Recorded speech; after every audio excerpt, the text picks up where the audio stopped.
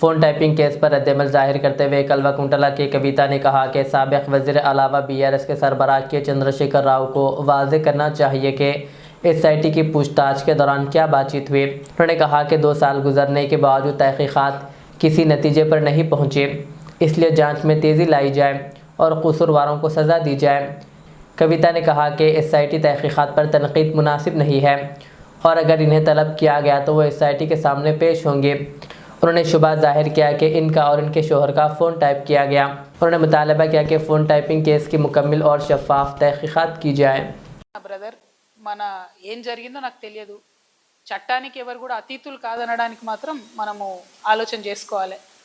Same thing నిన్న కేసీఆర్ గారిని phone tapping పిలిచిన తర్వాత కూడా మళ్ళా వర్కింగ్ ప్రెసిడెంట్ కేటీఆర్ గారు మాట్లాడుతూ అనేకమైన అంశాలు చెప్పారు. విచారణకు పిలవడం నేరము ఘోరము అన్నట్టుగా మాట్లాడినారు. నేనేమంటున్నా, ప్రజా జీవితంలో ఉన్నప్పుడు అనేకమైన అంశాలు ఉంటే వాటి కాన్సిక్వెన్సెస్ ఫేస్ చేయాల్సి వస్తుంది. సో ట్రాన్స్పరెంట్గా విచారణ కొనసాగడానికి అందరం కూడా సహకరించి ఈ అంశాన్ని ఎంత తొందరగా క్లోజ్ చేస్తే అంత మంచిది. Thank you.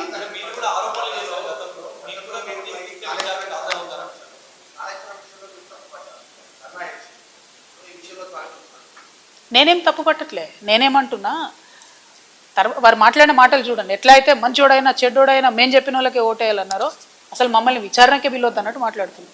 అసలు ఆ సిచ్యువేషన్ ఎందుకు వచ్చింది? ఇన్ని రోజులు పిలవలేదు కదా కేసీఆర్ గారిని విచారణకు. ఇప్పుడు ఆ సిచ్యువేషన్ వచ్చింది కదా. ఆ సిచ్యువేషన్ ఎందుకు వచ్చిందో ఇప్పటికన్నా అంతర్గతంగా వాళ్ళు పరిశీలన చేసుకోవాలి. 1, 2, ఒకవేళ పిలిచిండ్రు అనుకోండి విచారణకు, పోక తప్పదు. ఇప్పుడు రేపు నన్ను పిలిచినా పోతా. నన్ను కూడా అప్పుడు ఈడీ సిబిఐ పిలిస్తే పోతే కదా. నేను చేసినా నేరం చేయలేదా అనేటటువంటిది నేను చేయలేదని నా మనసుకు తెలుసు, కానీ అది ప్రూవ్ అవ్వాలి కదా. ఇప్పుడు కూడా అదే జరుగుతుంది. సో చట్టానికి అందరం కూడా సహకరించాలి. పిలిచినప్పుడు పోతాం. కాకపోతే ఆ యొక్క ఆలోచన విధానం ఏదైతున్నదో అందులో మార్పు రానంత కాలం బీఆర్ఎస్ పార్టీని మాత్రం ఎవడు కూడా బాగు చేయలేదు.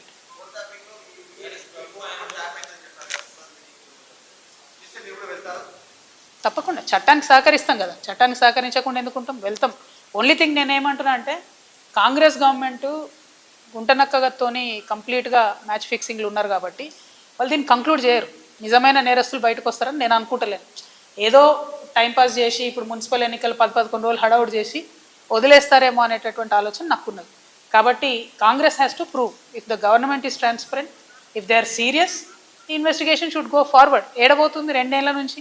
ఎక్కడ వేసిన గొంగలు అక్కడే ఉంది, తిరిగిన దగ్గరే తిరుగుతూ ఉన్నది.